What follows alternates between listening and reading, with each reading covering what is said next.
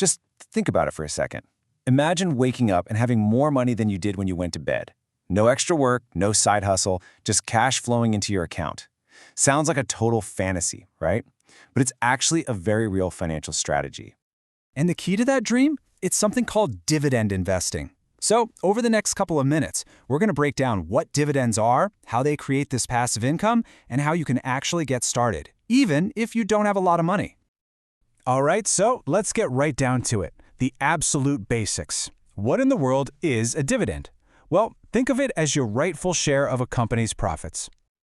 It's actually super simple. A dividend is just a slice of a company's profits that they pay out directly to you, the shareholder. It's like a cash thank you for being an owner of their business. And this is a really important way to think about it. When you buy a stock, you're not just, buying a little symbol on a screen. You are becoming a part owner of that company. And as an owner, you deserve a cut of the profits, right? I love this way of looking at it. A dividend payment is basically the company saying, hey, thanks for believing in us and investing your money. Here's your share of the profits. It's a direct reward for putting your capital to work with them. So, let's make this real. Take a look at a company like Coca-Cola. If you own just one share, they'll pay you about $1.80 a year. Or Apple. They'll give you around 96 cents for each share you own, usually paid out in little chunks every 3 months. See? That's how being an owner turns into actual cash in your pocket. All right, and this is where it gets really cool. This is how these small, regular payments can turn into some serious wealth. We're not just talking about a few extra bucks here and there. We're talking about building a real system. So how does this all add up to passive income? Well, it's pretty straightforward. Once you own the stock, the company does all the heavy lifting. You don't have to do a thing. As long as they're making money and decide to share it, that cash just flows to you automatically. Let's run some super simple numbers. Let's say you start out by putting $1,000 into a company that pays dividends. And we'll say that company pays out a 4% dividend each year. By the way, that percentage is what's called the dividend yield.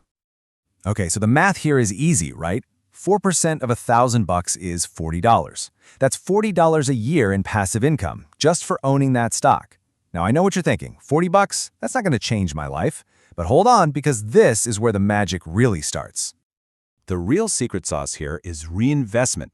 See, when you take that $40 dividend and you use it to buy even more shares, something incredible happens.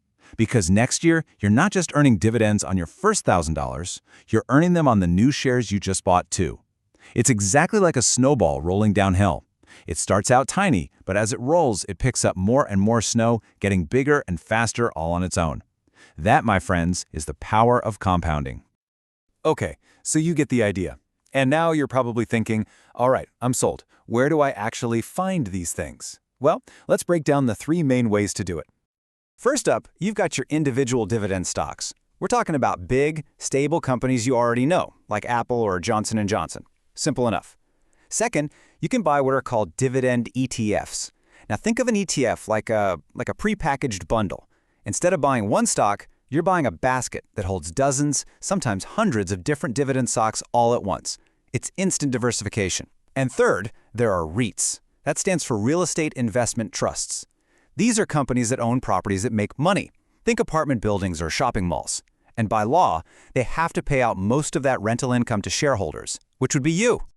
And you know what the best part is? This isn't some exclusive club for the super rich anymore. You absolutely do not need thousands of dollars to get in the game. You can literally start with maybe $50 on super user-friendly apps like Fidelity, Robinhood, or SoFi. The barrier to entry has pretty much disappeared. Okay, now this is something that trips up a lot of beginners, so let's clear it up right now. What's the difference between dividend stocks and so-called growth stocks? And which one should you choose? It all comes down to what the company does with its profits. With dividend stocks like a Coca-Cola, they're usually big, stable companies that have decided, hey, we're making plenty of money, let's share some of it with our owners. The goal is steady, regular income. Now on the flip side, you have growth stocks like a Tesla. They're all about getting bigger, faster. So instead of paying out profits as dividends, they pour every single penny back into the company to fuel that rapid expansion. So it's a choice. Do you want a steady paycheck now, or are you betting on a much bigger stock price later? All right, let's pull all these pieces together. We've talked about what dividends are, how they work, and where to find them. Now it's about taking that knowledge and actually putting your money to work for you.